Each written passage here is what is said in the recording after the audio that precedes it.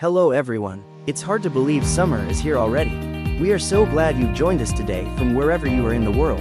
Whether you're a longtime attender of LRC or just checking us out for the first time. Living Rock seeks to love all and serve all, just like Jesus did. We have some great ways to stay connected to LRC this summer, including our family picnics, senior luncheons, cleanup days and lots of other activities for the whole family. Visit our website, download our church app, find us on social media, and make sure you're signed up for our email newsletter to stay connected and hear all that is happening.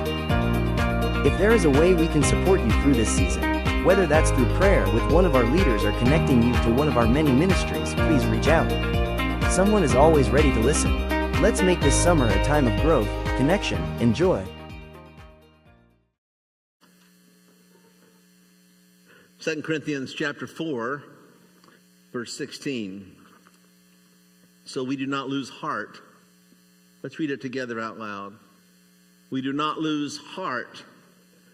Though our outer self is wasting away, our inner self is being renewed day by day.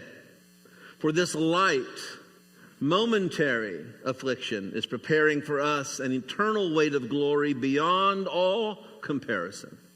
As we look not to the things that are seen, but to the things that are unseen. For the things that are seen are transient. The things that are unseen are eternal. Amen. Notice here that Paul does not say the things that are seen are real and the things that you don't see are not real. That's not what he says. He says the things that are seen are temporal. And the things that you're not seeing, why, they are eternal.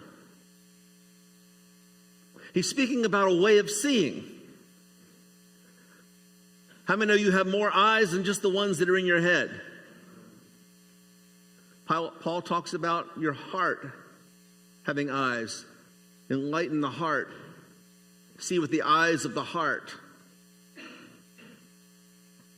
Paul's speaking about a way of seeing. He says that when you see the unseen, every other change that you might experience will be easier. When you see the unseen, every other change, every other difficulty, even affliction, he says, when you experience it, it'll be easier in life if you'll see the unseen. So much so, he calls that present affliction just momentary by comparison. You know, while problems, we all know how to state our problems in such a way that there's no answer. We can do that very successfully. If I'm going to tell you about my problems, I can state them to you in such a way that I would say there's no answer for that. Because naturally in my mind, I'm going to resist an easy, simplified, little pat on the back kind of a solution. Paul is not offering a solution. Paul's not even offering you an answer. What he's offering to you and I is a different way to see, a different way to perceive reality in the present. That's what he's offering. And we're talking about somebody who himself was afflicted numerous times. Sometimes with nakedness, sometimes with hunger, sometimes with coldness, sometimes with a beating so bad that he was left dead. This is the person who's telling us to see the unseen. So in other words, when I give to things unseen the importance that they deserve, in reality, your entire value system can change. And what's happening to you in the present can change. When you give the things that are unseen their due importance. That's what's possible. You can think and live differently. You see, eternal life is not just something that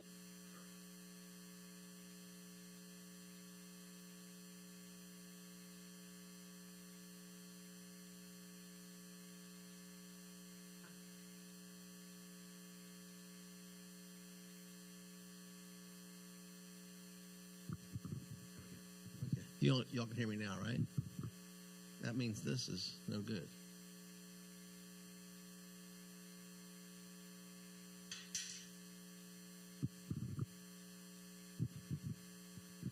I'm going to throw you for a little loop this morning. That means that what you're not seeing, something you're not seeing is really there. Something you're not seeing right now is really there. My wife tells me this all the time when she sends me to the refrigerator to get something out of it. And I tell her, honey, it's not in here. She says, yes, it is. Any other guys like me, you're out there, you're standing at the fridge. It's not there. You're looking right at it, and you can't see it. How many know right now your eyes are taking in, it's okay, your eyes right now are taking in tons of information. I mean, your brain is being bombarded with all kinds of information, even right now, even while you were driving to church this morning. And what happens, your brain just knows how to filter out certain things so that you can stay focused on really what's important, like driving. So what you may not be seeing even right now can be there, present. Your brain's just filtered it out. It's a good filter. You know, someone taught you what to look for. Someone taught you what to see as important. And for most of us, culture is what taught us. Culture was our teacher as to what was important. But what I want to give you this morning is I think it's possible, and I think what Paul's getting at here in this verse is I think it's possible to be taught to see something else. Even though I was brought up in this world, I was taught to see certain things as important, pay attention to that. I think Paul's saying here there's something else that's very important, even more important because it's eternal, it's not transient, that you really should be paying attention to. And so if you could see the unseen, it could change how you interpret what's happening to you even right now. You know, Jesus told us to pray, "The kingdom come, thy will be done on earth as it is in heaven." In other words, Jesus wants us to pray that heaven will keep imposing itself into this world. But you and I are tuned to only see things that are temporary. We have to learn how to fix our eyes on the things that are unseen, that are right next to it, but are eternal. Because as long as I believe the only eyes I have are the ones in my head, I have a problem. I pray that the eyes of your heart may be enlightened so that you can know the hope of him who called you, is what Paul says in Ephesians 1. So you're in a room this morning, believe it or not, I just want to wake you up a little bit. You're in a room this morning with people that are seeing things that you're not seeing. And they don't just have a fanciful imagination. Derek Jakuk, a couple weeks ago when I was preaching on this message, he said to me after the service, he said, this came to me. Some people believe what they see, and others see what they believe. That is because they believe it, they see it. They're not just making things up. Paul's not asking you to make things up. He's asking you to see things that are real, things that are outlined in the scriptures, that are real and present, such as you're seated right now in heavenly places. That's what he says. He says, set your affection on things that are above, not on things of the earth. That's what he said. Right now, things are happening in real time, coming from another world and affecting what's happening in the room right now. This morning during worship, were you having a hard time believing what you were singing about? You can be taught what to see. Discernment is how you'll know what's temporary and what's eternal. Discernment is how you'll know what's really happening and not just what everybody else is seeing. There's a well-documented phenomenon known as visual agnosia. Have you ever heard of this? Some of the nurses in the room, I'm sure you've heard of it. Visual agnosia. I think I'm pronouncing it right. It's a condition that when a person who's been blind since birth all of a sudden has their sight restored, they do not automatically understand what they're seeing. I mean, how could they? They'd never seen before. It's like their brain's visual processing center is essentially a blank slate. You have no idea how to interpret things like a shape or size of something or even depth or even faces. People with visual agnosia can't even see a face and recognize it initially. They asked a 16-year-old blind girl once how large her mother was. You know what she did? She put her fingers together like this and said, about this big. They asked her how big the sun is. She'd never seen before. Blind from birth. She described it about the size of a dime. That's the sun. You see, all of that is closed off to you if you're blind. How would you know any different? You've never seen. So surgically correcting vision only fixes the mechanical operation of getting light to be transmitted to the back of the eye, to the retina. The brain's processing software has got to learn from scratch. And there's confusion immediately with depth and scale. You might be able to, you can't visually identify objects that you were used to identifying by touch. For instance, like a sphere or a cube, you could hold it and tell the difference, but if you were to see it and you just had your sight restored, you would not be able to know the difference. You could see features on a face. I see a nose and eyes and ears, but it will take you 4 months before you'll be able to distinguish one face from another. You'll just see eyes and ears and nose and mouth. Take you 4 months to put those concepts together to be able to recognize one face from another. In the Bible, Isaiah is the first person in the Bible to talk about blindness and talk about it in a way as to describe that it is in fact the human condition. So of course, when Paul tells the church and tells us, open your eyes, see the unseen. And we're like, what do you mean, see the unseen? We've got this kind of visual agnosia, spiritually speaking. We need to be taught what to see. In Isaiah chapter 6, Isaiah has this vision in the year that the king died, and he sees the Lord seated on a throne. And at the end of this vision that he has, some seraphim flying and a hot coal touching his lips, the Lord then says, who are we going to send? Who's going to go for us? And then in Isaiah 6 and verse 8, he said, here I am, Isaiah says, send me. And he said, go and say to this people. And listen to what Isaiah, this newly commissioned prophet, is to say to the people. Keep on hearing, he says, but don't understand. Keep on seeing, but do not perceive. Make the heart of this people dull and their eyes, their ears heavy, and blind their eyes, lest they see with their eyes, hear with their ears, and understand with their hearts, and turn and be healed. In other words, Isaiah is describing in verse 9 a people that are always seeing, but they don't understand what they see.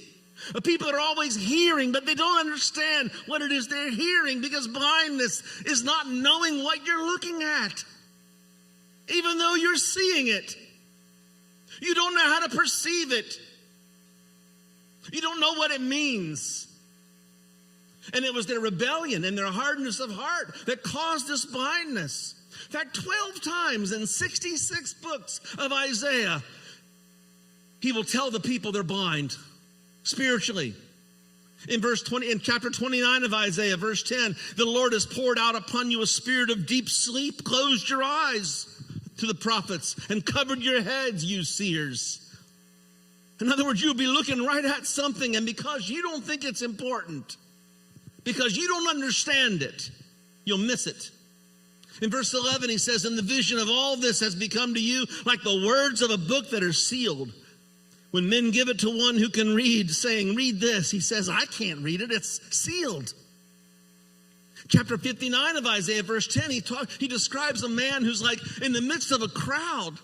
But because he can't see, he's groping along the wall. He can hear activity. He can see, he can understand something's going on. But because he can't see, he just hugs the wall. And that's a lot of people that don't have any sight. Things are going on around them. There's activity, but you can't participate in it because you don't know what's going on. You're blind. Like you're not even there. You're oblivious. And we learn from Isaiah that this blindness is a downward spiral. It just keeps spiraling downward and gets worse and worse. Just like seeing can spiral upward. Your seeing can get better and more understanding and more perception of what you're seeing. It works the opposite way too. And this is what Isaiah is describing. Because you don't believe something's worth noticing, you don't pay attention to it. The second time it happens, it's even less important. And the third time it happens, it's even less important, which is why you can sit in church for years and without having eyes.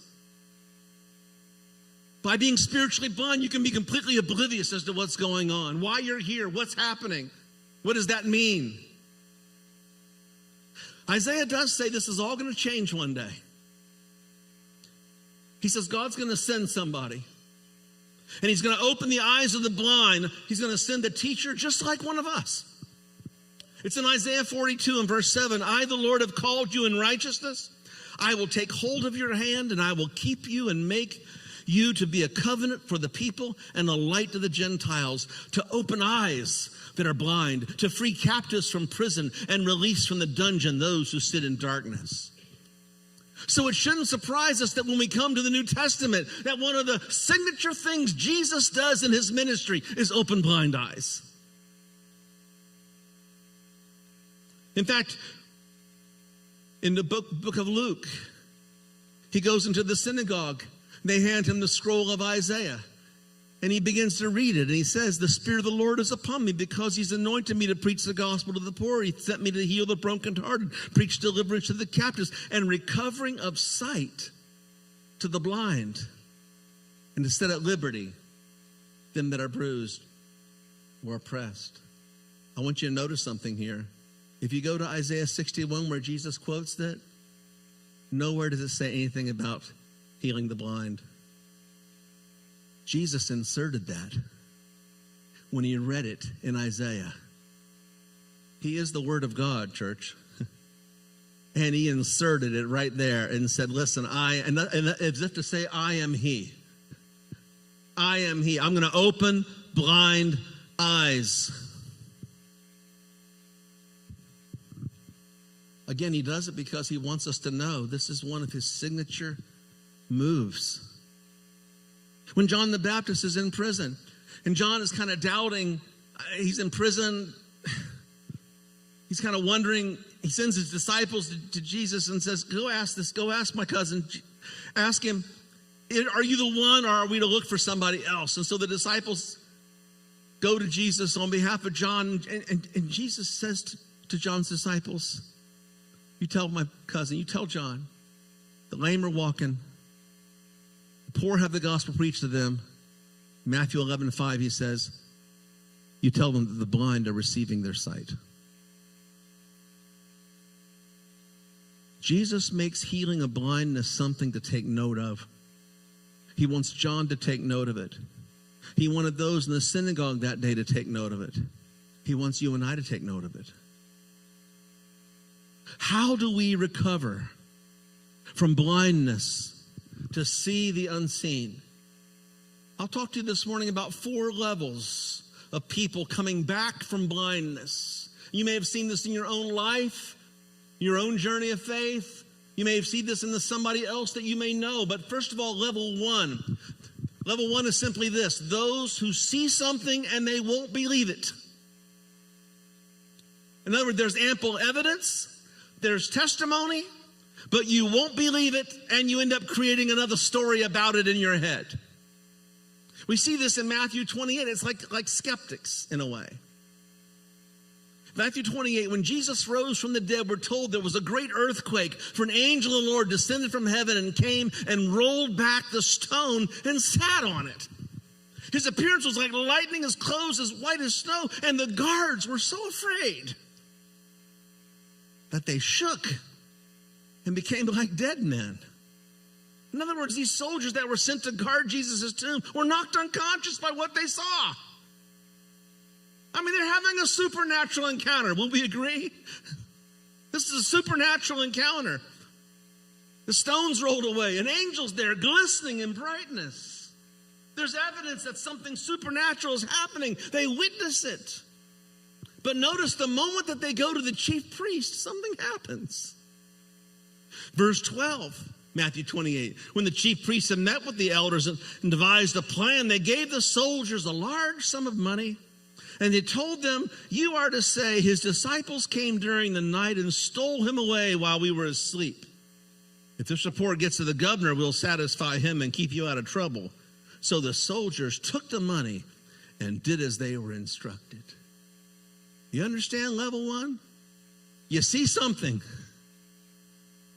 But somehow you're later convinced, well, I know I saw something, but this money feels a whole lot better than being ostracized, being laughed at, being told I got to quit my job. I don't want to fear the government, what they might do or say to me, so it's better. I'll tell your story. There are a lot of people like that. They bargain with their soul. They know they've seen something. They know they've witnessed something. They know the testimony they heard. They can't deny that that person has changed, that there's something different, that God did a work in them. And yet, with all the evidence of the supernatural, they can't stand up and believe. Was it the money? Was it fear? That's one level of blindness. Level two, those who see something and do believe it. This is like the disciples. They're all huddled for fear behind locked doors. Jesus has been crucified. Mary's come and said he's risen, but they haven't really seen him yet. They've been to the tomb. They've come back. They're together. And all of a sudden, Jesus is in their midst. They see him and they eat with him. And Jesus says, I'm not a ghost. Touch me, handle me. Spirit doesn't have flesh and bones. And they touch him. And they believe. They believe so much that one man was not with them. One of the disciples, Thomas, was not there that night. And they go to tell Thomas, listen, you should have been here. And Thomas says this is level 3. Thomas says, unless I put my hands in his side, unless I put my finger in his hands, I will not believe. Listen to it now. When Jesus comes into the room and Thomas is there, Jesus says, Thomas, go ahead, handle me. Put your finger here. Put your hand here. And Thomas quickly says, my Lord and my God. And then Jesus gives these words in verse 29 of John 20. Because you've seen me, you have believed. Listen for it. Blessed are those who have not seen, and yet they believe. In other words, level 3 is those who see and believe on the authority of someone else. Jesus says that's the blessing of those who really have sight. They believe on the authority of someone else. Oh, it would have been better for you, Thomas, if you'd have just believed what the disciples had said. If you'd have just believed on their authority. Level 4. And this is very important. I want you to write this down. Those who perceive with their hearts what they don't see with their eyes. Those who perceive with their hearts what they do not see with their eyes. These are the disciples on the road to Emmaus. Jesus comes into their midst in the book of Luke, the Gospel of Luke 24. And they're talking with him, and they don't recognize him. And Jesus, beginning with the Moses and the prophets, begin to expound things concerning himself. They still don't know who it is. It's not till the evening time when Jesus takes bread, and when he broke it, their eyes were opened. And then suddenly they knew him. and then he's gone. Vanishes from their midst. In John chapter 20, verse 15, here's Mary. Mary's at the tomb. Right after Jesus rose from the dead. She's at the tomb. And there's a man in the garden, and he asks her, "Woman, why are you crying? And who is it you're looking for?" And thinking he was the gardener, she said, "Sir, where have you taken him? Tell me where you put him, and I'll go get him." And Jesus said to her, "Mary." And she turned toward him and cried out in Aramaic, "Rabboni," which means teacher. Somehow when she heard his voice, she turned, her eyes were open, and now she saw him. I want you to notice something. In both these instances, first she thinks he's the gardener. First, they don't know who he is on the road to Emmaus. But in both cases, they are looking right at Jesus, and they don't see him. Note to self. You can be looking right at something or at someone and not see them. Even when it seems to you that Jesus is not in the room, he can still be in the room. Even when you think he's far away, he can be right there. You just don't perceive him. Your eyes are just closed to seeing him.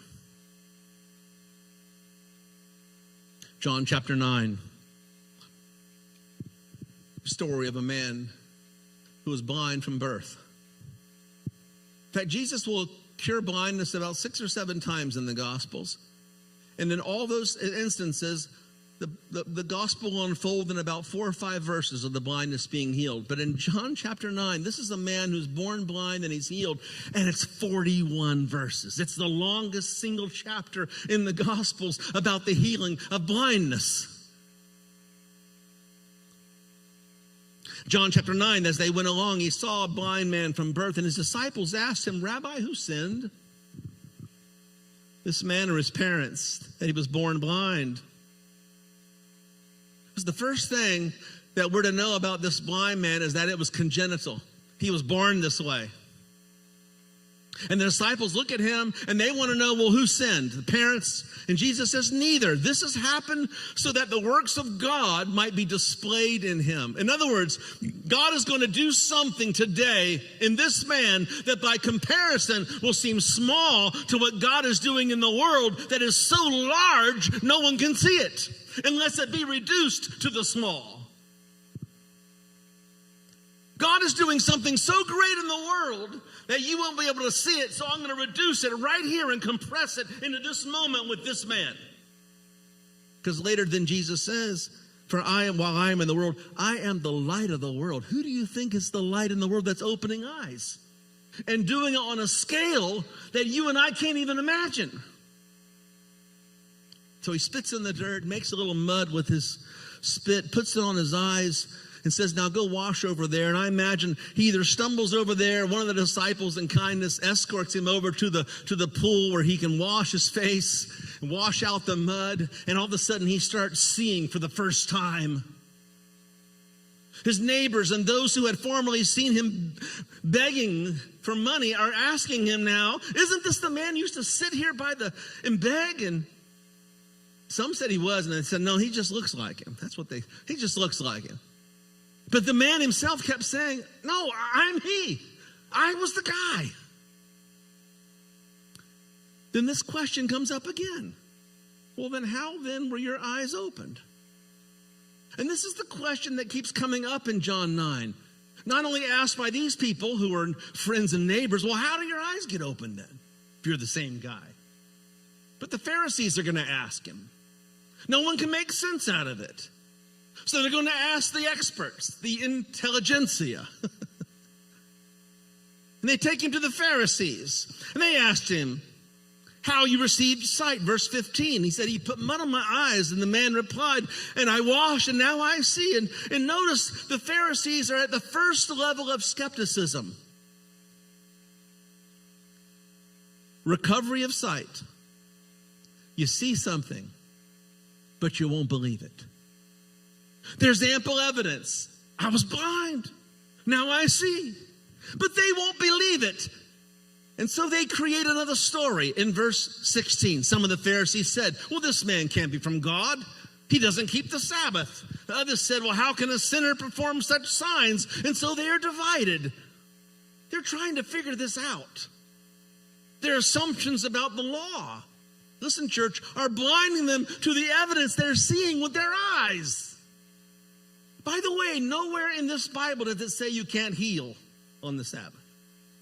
It says, do no servile work on the Sabbath. It says in their traditions that things like healing was against their laws, but nowhere did God ever prohibit showing mercy or compassion or kindness on the Sabbath.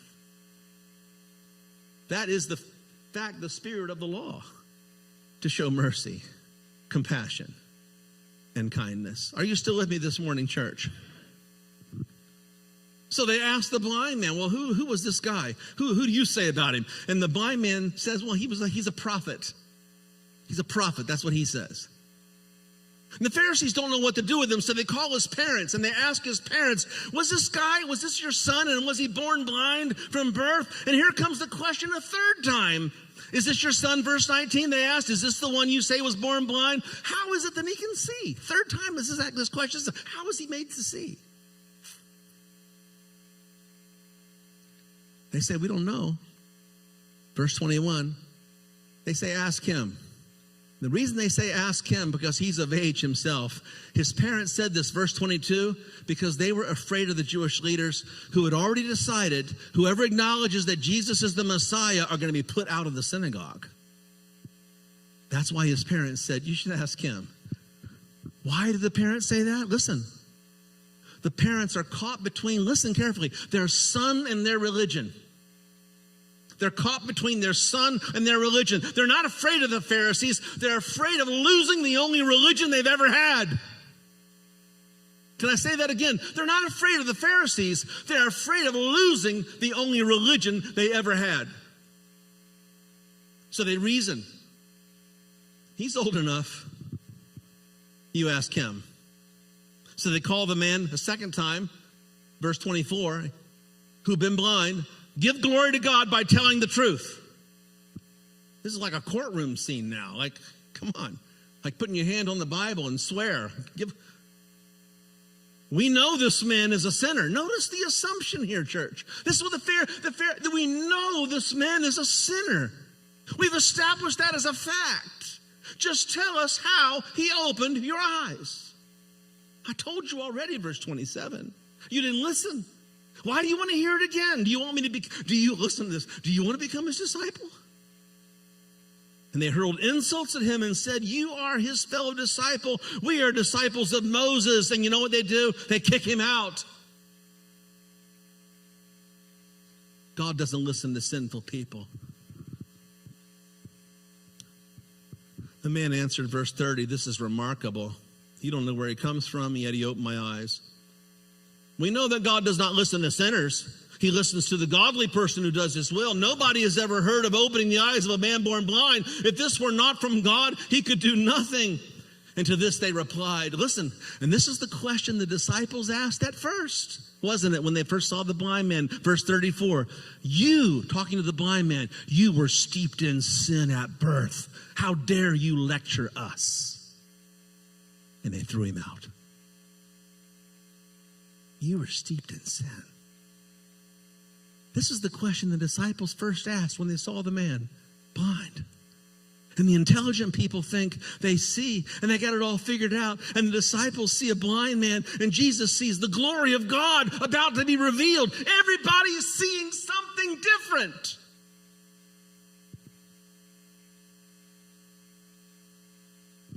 I love this verse. It's verse 35. Jesus heard that they had thrown him out. I don't know, there's something that just touches my heart to know that when people have been cast out, that Jesus goes looking for them. When he heard, and it must have meant that when he heard about it, he went looking, and then Jesus went looking for him. And when he found him, the Bible says, he said, do you believe in the Son of Man? The man says, who is he, sir? Tell me. Listen to these words. Who is he? Tell me, so that I may believe in him. This is not a skeptic who, even though has been shown evidence, refuses to believe. This is a doubter who has just been interrogated about what he's experienced, looking for a reason to believe. And Jesus says to him in verse 37, you have now seen him. In fact, it is he who's speaking to you right at this moment. And the man said, Lord, I believe. And he worshiped him. And then Jesus gives these words. Listen very carefully. For judgment I've come into this world so that the blind will see, and those who see may become blind. Did Jesus just say what I thought he said? Have we just come full circle all the way back to Isaiah? Those who see will be made blind. And some of the Pharisees, they overheard Jesus say this. And they said, what?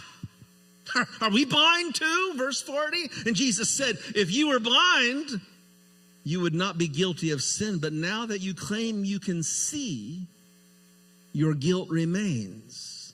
Church, don't miss this. Right here at the end of this story, it suddenly occurs to us that everyone in this story's predicament is the opposite of what you think. The guy who was blind ends up seeing, and those who were seeing end up being blind. And that got me thinking, is it possible for you and I to get so comfortable in our religion, even our Christian religion, that we can no longer see what's in front of us? Is it possible you can be so sure you can see that you don't know you're blind? Maybe whatever predicament you think you have, you actually have the opposite. If we think we're blind, maybe that's how we start seeing. If we think we can see, maybe to that degree we're blind. If we think we're full, maybe we're really hungry. If we hunger and thirst for righteousness, maybe we're the ones who'll be filled. If we think we have already arrived, maybe we haven't even got out of bed yet. If we confess we've just begun, maybe we've started to move forward. If we say we have no sin, maybe our sin remains. If we confess our sins, maybe he's faithful and just to forgive us our sins. Do you hear what I'm getting at, church? Maybe my Christianity is not helping me to see Jesus at all, because I'm trapped inside the rules. I'm trapped inside the expectations of Christianity and other people, and I cannot see him who's clearly in front of me saying, I am he. My problem, just like the Pharisees, is my assumptions. My assumptions. There's an Australian physician by the name of Dr. Barry Marshall. He discovered that stomach peptic ulcers were primarily caused by the bacteria Helicobacter pylori. Don't ask me to say that again. And the long-standing medical establishment belief was that ulcers were caused by stress, lifestyle factors, excess stomach acid. But to prove that the bacteria was the culprit, he literally drank a broth containing the bacteria itself, and within days he developed severe stomach inflammation, confirming the link between bacteria and ulcers, and that antibiotics, not medication or surgery, would be the cure. Medical establishment laughed at him until 2005. He received the Nobel Prize for his revolutionary work. And during his acceptance speech, he quoted Daniel Boorstin to describe, he said, the biggest hurdle he faced in his research. And here's what he said. The greatest obstacle to knowledge is not ignorance. It's the illusion of knowledge. That the moment you think you know something, you can never learn it. That's the Pharisees' problem. It's what caused blindness, and it's still our problem today. See, I just happen to believe that sometimes disagreement is good for us. I describe it like this. It's like two tent pegs that are pulling against each other. And as they're pulling against each other and stretching, something else can rise up in the middle. But most of us are afraid of tension. We think it's bad. And yet in the church, it's one of the most important things that happened in the book of Acts. The tension in Acts 6 created something brand new to fix a problem. We live in a day in church where we're steeped in assumptions. We're probably more secular today than we realize, because everything that has to be perceived by faith has been moved to the margins, and we only talk about the things that we can touch and feel, and we keep those things moved to the center of our life. So remember these 4 things, and I close here. Number 1, Jesus is present even when it seems he's absent. Jesus is present even when it seems he's absent. He's in the room talking to people. You might be mistaking him for somebody else. Number 2, God is active, making all things new, even when the same things keep happening over and over. God is active, making all things new, even when the same thing keeps repeating itself. Number 3, God is even now bringing the kingdoms of this world into the kingdom of Christ, even when the news is reporting something else. And lastly, the way of Jesus is the way of life, even when it's hard and unnatural for us.